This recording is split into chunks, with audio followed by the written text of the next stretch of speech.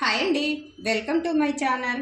సులువుగా ఈజీగా టేస్టీగా పండు మిరపకాయ పచ్చడి ఏ విధంగా తయారు చేసుకోవాలో సింపుల్గా మన వీడియోలో ఈరోజు చూద్దామండి. పచ్చళ్ళన్నిట్లోనూ కూడా పండు మిరపకాయ పచ్చడిని ఇష్టపడని వాళ్ళు ఎవరు ఉండరండి. పిల్లలు పెద్దలు అందరూ కూడా చాలా ఇష్టంగా తింటారు. ఈజీగా ఏ విధంగా తయారు చేసుకోవాలో చూసేద్దాం, వచ్చేయండి. ముందుగా ఒక బేషన్లోనికి నీళ్లు తీసుకొని అందులో కొద్దిగా ఉప్పు వేసుకోవాలి. అందులోనికి ఈ పండు మిరపకాయలు అనేవి వేసేసుకోవాలండి. తీసుకున్న కాయలన్నిటిని ఉప్పు నీళ్ళల్లో వేసి శుభ్రం చేసుకోవాలి. ఈ కాడలు అనేవి తీసుకోకుండానే శుభ్రం చేసుకోవాలి. ఇవి తీసుకుంటే లోపలికి వాటర్ అనేవి వెళ్ళిపోతాయి, కాయలు పాడైపోతాయి. కాబట్టి పచ్చడి కూడా పాడైపోతుందండి. నిలవ ఉండే పచ్చడి కాబట్టి ఈ విధంగా శుభ్రం చేసి ఒక ప్లేట్లో తీసుకోవాలి. ఒక 3 నిమిషాలు ఇలాగా ఒక పళ్ళెంలో వేసి ఉంచేసుకోవాలి. ఒక క్లాత్ పెట్టి ఇట్లా కాయలన్నిటిని కూడా ఇలా తుడిచేసుకోవాలి, తడి అనేది లేకుండా. తీసుకున్న కాయలకి సరిపడా ఉప్పుని ఒక పళ్ళెంలో వేసుకొని కొద్దిగా ఎండల్లో పెట్టుకోవాలి. తడి అనేది లేకుండా 1 నిమిషం పాటు పెట్టుకుంటే సరిపోతుందండి. నేను ఇక్కడ కల్లుప్పు తీసుకున్నాను, సాల్ట్ కూడా తీసుకోవచ్చు దీని బదులుగా. చింతపండు తీసుకోవాలి. చింతపండు శుభ్రం చేసుకోవాలి. చింతపండుని ఇట్లా విడదీసి ఏమైనా పీచు గింజలు లేకుండా శుభ్రం చేసుకోవాలి. ఈ విధంగా పీస్ అంతా తీసేసుకొని శుభ్రం చేసుకోవాలి. తొడిమిలన్నిటినీ కూడా తీసేసుకోవాలి.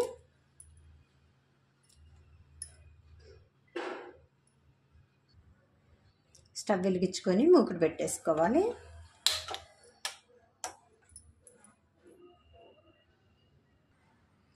ఇందులోనికి 1 టేబుల్ స్పూన్ దాకా మెంతులు వేసుకోవాలి.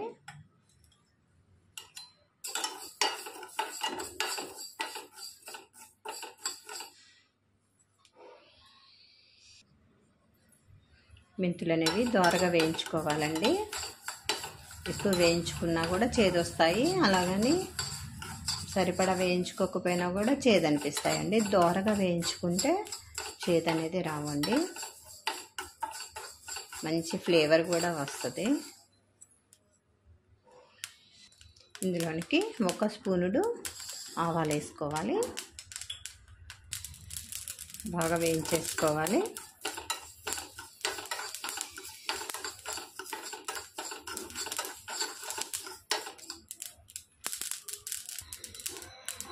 ఈ విధంగా వేయించుకుంటే సరిపోతుందండి.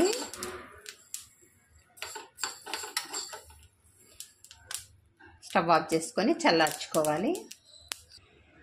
కడిగి శుభ్రం చేసుకున్న కాయలన్నిటినీ ఇలా కట్ చేసుకోవాలి.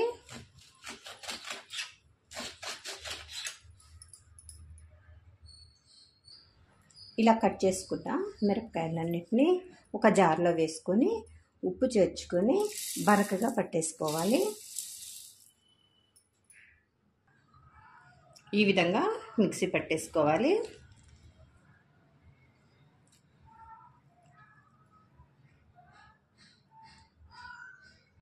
పచ్చడి రుబ్బుకునేటప్పుడు వెల్లుల్లిపాయ కూడా వేసుకోవాలండి.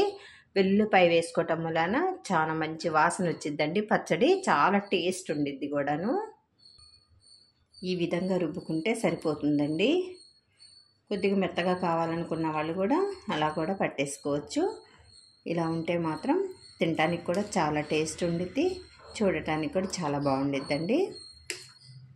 ఒక జార్లోనికి తీసుకోవాలి. వేయించుకున్న మెంతులు ఆవాలు మిక్సీ పట్టేసుకోవాలి.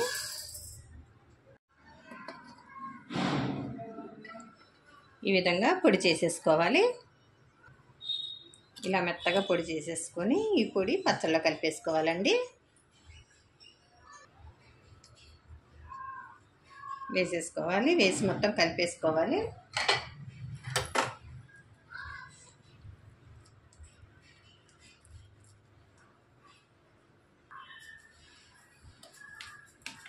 కలిపేసుకొని తాలింపు పెట్టేసుకోవటమేనండి. పండు మిర్చి, చింతపండు, ఉప్పు కలిపి దంచుకొని దాంట్లోనికి ఆవుపిండి, మెంతిపిండి కలిపి వెల్లుల్లిపాయలు 4 వేసి దంచి పెట్టుకున్నాం కదండి జార్లోనికి. ఇప్పుడు కొద్దిగా తీసుకొని తాలింపు పెట్టుకుందాము. తాలింపు ఎలా పెట్టుకోవాలో చూద్దామండి. తాలింపు వేసుకోవడానికి స్టవ్ వెలిగించుకొని ఒక ప్యాన్ పెట్టేసుకోవాలి. ఇందులోనికి 150 గ్రామ్స్ ఆయిల్ వేసుకోవాలి. ఈ పచ్చడిలోనికి పల్లి ఆయిల్ కానీ నువ్వుల నూనె కానీ వాడుకోవాలండి. పచ్చడి నిలువ ఉంటుంది. నేను పల్లి ఆయిల్ తీసుకున్నాను. నూనె వేడెక్కిందండి. ఇందులోనికి వెల్లుల్లిపాయలు వేసుకోవాలి. పచ్చడిలో వెల్లుల్లిపాయలు అనేవి చాలా బాగుంటాయండి. కొద్దిగా మినప్పప్పు,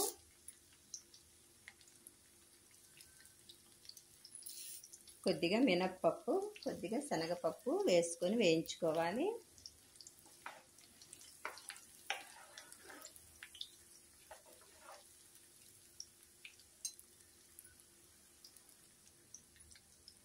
ఒక ఎండుమిర్చి కూడా వేసుకుంటే బాగుంటుందండి. కొద్దిగా కరివేపాకు వేసుకొని వేయించుకోవాలి.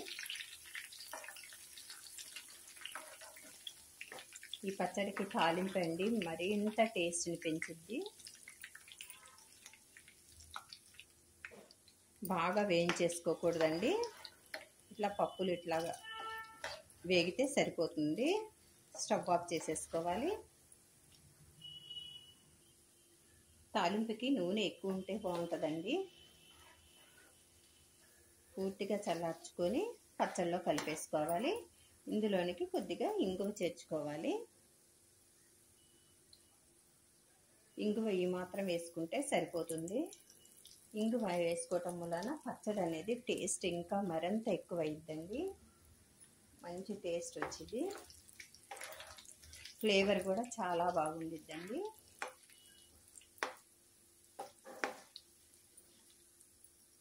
పూర్తిగా చల్లార్చుకున్నాకే పచ్చళ్ళలో కలుపుకోవాలి.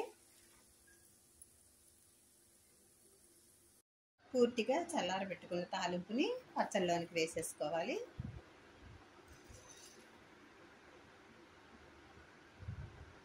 మొత్తం కలిపేసుకోవాలి. పూర్తిగా చల్లారిన తర్వాతే పచ్చడిలోనికి తాలింపు అనేది వేసుకోవాలి. మనం తీసుకున్న పచ్చడికి ఆ తాలింపు సరిపోయిందండి. రెడీ అయిపోయిందండి. సులువుగా, ఈజీగా, టేస్టీగా పండు మిరపకాయ పచ్చడి అండి.